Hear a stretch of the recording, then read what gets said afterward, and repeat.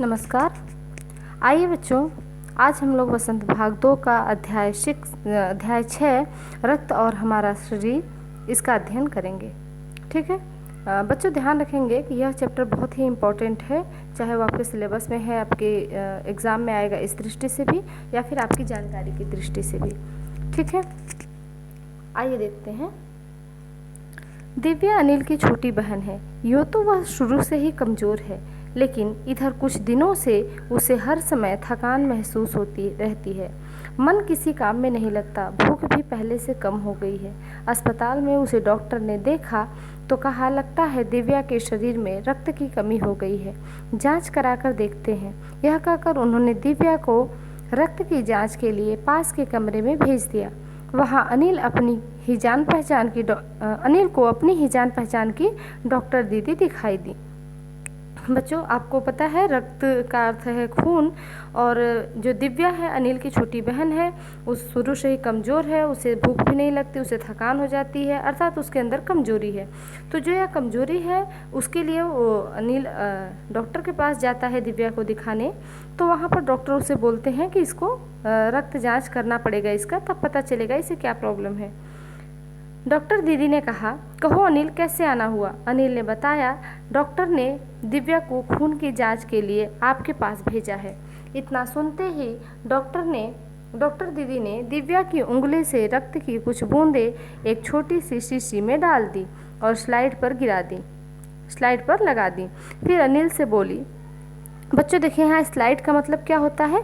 कांच का एक आयताकार, जो आप कहते हैं रेक्टेंगल टाइप का एक टुकड़ा होता है कांच का, शीशे का, ठीक है, उसी पर गिरा करके रक्त की बूंदें उस पर गिरा करके उसको टेस्ट करते हैं। ठीक है, वो स्लाइड उनके टाइप मतलब उनके जानने की होती है, उस पर गिरा लेते हैं। उसके बाद वो उसे सूक्ष्मदर्शी से, अर्थात जो माइक्रोस्कोप होता है उससे वो देखते हैं, तब उन्हें पता चल पाता है कि क्या प्रॉब्लम है। ठीक है, और कुछ स्लाइड्स ऐसे होते हैं जो ऑलरेडी उसमें कुछ लगा होता है, जिसकी वजह से जैसे ब्लड ग्रुप वगैरह चेक करना पड़ता है, तो वो लगा करके उसमें स्लाइड से ही जान जाते हैं। स्लाइड पर गिरा करके एक दूसरे स्लाइड से टच करते हैं, उसी में वो पॉजिटिव नेगेटिव है, ए है, ए बी है या ओ है। ठीक है, तो आपको पता है सभी को बच्चों, आप लोगों को शायद पता भी होगा, आप लोग पढ़े भी होंगे साइंस में, कि हमारे जो रक्त हैं उसके 4 वर्ग हैं, ए बी और ओ। जो ए बी है उसे सर्वग्राही कहा जाता है, और जो ओ है उसे हम सर्वदाता कहते हैं। ठीक है, सर्वदाता मतलब यूनिवर्सल डोनर, वह किसी को भी अपना रक्त दे सकता है। और ए बी सर्वग्राही अर्थात यूनिवर्सल रिसेप्टर, वह किसी का भी खून, किसी भी ग्रुप का खून ले सकता है। ठीक है, तो इस तरह से हमारे जो बॉडी है उसमें जो रक्त है उसके 4 भाग होते हैं, 4 वर्ग होते हैं, 4 टाइप होते हैं। ठीक है, तो यहाँ पर वो जो उनकी उंगली से, जो दिव्या की उंगली से डॉक्टर दीदी ने रक्त निकाला, उसे पहले तो शीशी में डाला और फिर थोड़ा सा स्लाइड पर लगा दिया, और अनिल से बोली, अनिल तुम कल अस्पताल से रिपोर्ट ले जाना। अगले दिन अस्पताल पहुंचकर अनिल ने डॉक्टर दीदी के कमरे के दरवाजे पर दस्तक देना अर्थात खटखटाना या पहुंच जाना या बुलाना। भीतर से आवाज आई, आ जाओ। अनिल ने कमरे में प्रवेश किया तो पाया कि डॉक्टर दीदी सूक्ष्मदर्शी द्वारा एक स्लाइड की जांच कर रही थी।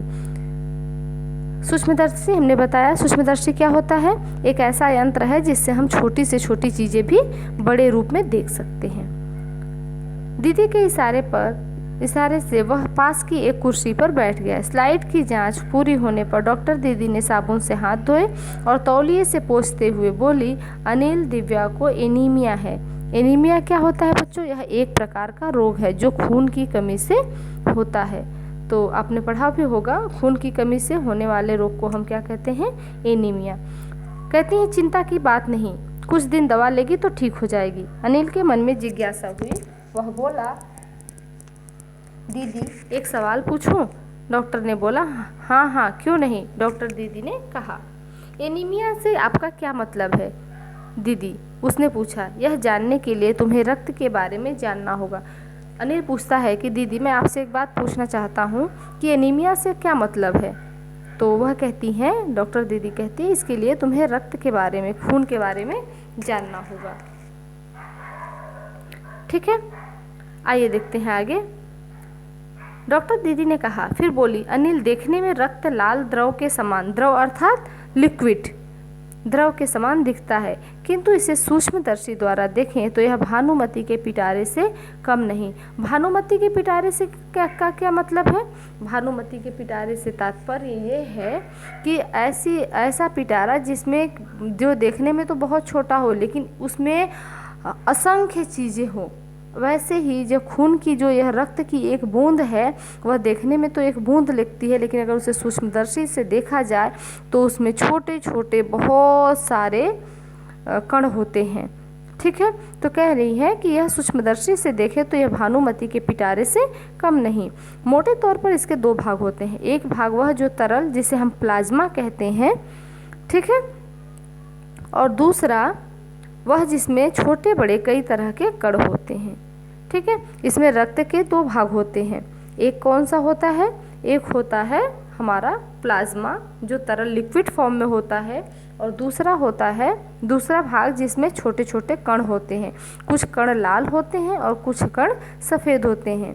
ठीक है, यही जो बच्चों आप लोगों ने RBC WBC पढ़ा होगा, रेड ब्लड और वाइट ब्लड।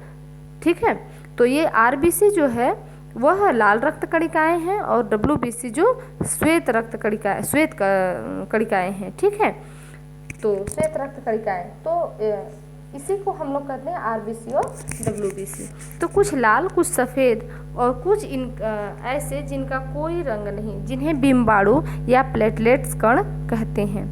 ये कण प्लाज्मा में तैरते रहते हैं। जो लिक्विड फॉर्म में होता है उसमें ये कण जो RBC WBC या फिर जो प्लेटलेट्स हैं वो उसी में तैरते रहते हैं।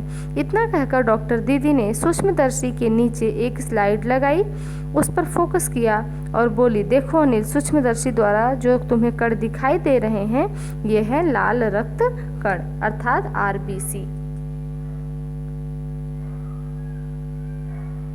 ये देखिए बच्चों, आप लोगों को इसमें दिख भी रहा होगा। तो वह जो लाल रक्त कणिकाएं हैं, जो लाल रक्त के छोटे छोटे जो कण हैं, वह हमें किस फॉर्म में दिखते हैं? बालूशाही, जैसे बालूशाही की मिठाई होती है उस फॉर्म में ये हमें दिखते। एक बूंद में बहुत सारे जो बालूशाही के आकार के कण होते हैं। स्लाइड देख मानो आश्चर्य से उछल पड़ा था अनिल। रक्त की एक बूंद में इतने सारे कण, इसकी तो वह कल्पना भी नहीं कर सकता था। वह बोला, इन्हें देखकर तो ऐसा लग रहा है मानो बहुत सी छोटी छोटी बालूशाही रख दी गई हो। मैंने बताया बच्चों, बालूशाही एक प्रकार की मिठाई होती है, आप लोग जानते होंगे। तो वह बालूशाही के जैसे आकार की होती है जो कण होते हैं रक्त के। हाँ, दीदी बोली, लाल कण बनावट में बालूशाही की तरह ही होते हैं, गोल और दोनों तरफ से अवतल, यानी बीच में दबे हुए। उत्तल अर्थात जो थोड़े उठे हुए होते हैं, अवतल जो दबे हुए होते हैं, बीच में दबे हुए होते हैं। आप लोग पढ़े भी होंगे बच्चों, जो जैसे जिन्हें निकट दृष्टि दोष है, जिन्हें दूर दृष्टि दोष है, तो अवतल लेंस किसके में लगता है, उत्तल लेंस किसके में लगता है। तो उसमें आप जानते होंगे कि अवतल लेंस क्या होता है, उत्तल लेंस क्या होता है। तो ये बता रही हैं कि जो अवतल लेंस होता है वह बीच में दबा हुआ होता है, उसे हम बोलते हैं अवतल लेंस। ठीक है, तो अवतल अर्थात जो बीच में दबा हुआ है। रक्त की एक बूंद में इनकी संख्या लाखों में होती है। एक बूंद में आप समझ सकते हैं बच्चों कि एक बूंद में जो यह रक्त कणिकाएं हैं यह कितनी होती हैं? 1 लाख से भी अधिक होती हैं। यदि हम 1 मिलीमीटर रक्त लें तो उसमें 40 से 55 लाख कण मिलेंगे। इनके कारण ही हमें रक्त लाल रंग का नजर आता है। ये कण शरीर के लिए दिन रात काम करते हैं। सांस लेने पर साफ हवा से जो ऑक्सीजन तुम प्राप्त करते हो उससे शरीर के हर हिस्से में पहुंचाने का काम इन कणों का ही है। इनका जीवन काल लगभग 4 महीने होता है। 4 महीने होते होते ये नष्ट हो जाते हैं, लेकिन एक साथ नहीं, धीरे धीरे, कुछ आज, कुछ कल, कुछ उसके अगले दिन। ठीक है बच्चों, इसमें देखिए जो लाल रक्त कणिकाएं हैं उनके नष्ट होने के लिए हमें 4 महीने का समय मिलता है। मतलब 4 महीने में आपके शरीर में जो ब्लड है, वो जो लाल रक्त कणिकाएं हैं वह धीरे धीरे नष्ट होती हैं। लेकिन सारे रक्त हमारे शरीर के एक साथ नष्ट नहीं होते। अगर सारे ही ब्लड एक साथ नष्ट हो जाएंगे तो क्या होगा, हमारा तो जीवन ही नहीं बचेगा। तो इसीलिए कुछ जैसे सभी मनुष्य एक साथ धरती से तो नहीं समाप्त हो सकते, जैसे एक एक करके मरते रहते हैं फिर जन्म लेते रहते हैं, सेम यही प्रोसेस होता है रक्त का भी, खून का भी यही होता है। कुछ नए खून बनते रहते हैं और जो पुराने होते हैं वो धीरे धीरे समाप्त होते रहते हैं। ठीक है, तब तो कुछ महीनों में ये खत्म हो जाते होंगे, अनिल ने कहा। यह सुनकर डॉक्टर दीदी मुस्कुरा उठी, बोली नहीं, ऐसा नहीं होता। शरीर में हर समय नए कण बनते रहते हैं जो नष्ट कणों का स्थान ले लेते हैं।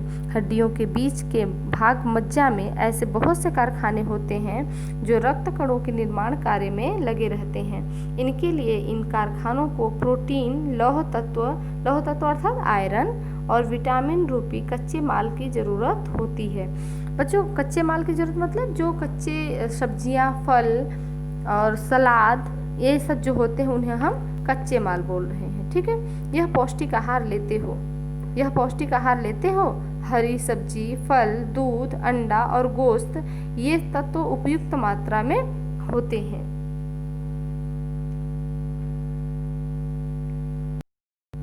आगे देखिए बच्चों, यदि कोई व्यक्ति उचित आहार ग्रहण नहीं करता तो इन कारखानों को आवश्यकता अनुसार कच्चा माल नहीं मिल पाता। नतीजा यह होता है कि रक्त कण भी नहीं बन पाते, रक्त में इनकी कमी हो जाती है। लाल कणों की इसी कमी को हम एनीमिया कहते हैं। वो बता रही हैं, पहले उन्होंने पूछा ना अनिल ने कि यह एनीमिया, आपकी दृष्टि में एनीमिया क्या है, तो बोलते हैं पहले रक्त को जानना पड़ेगा। तो हमारे शरीर में जो रक्त है उसमें आरबीसी, डब्ल्यूबीसी अर्थात लाल रक्त कणिकाएं और श्वेत रक्त कणिकाएं होती हैं।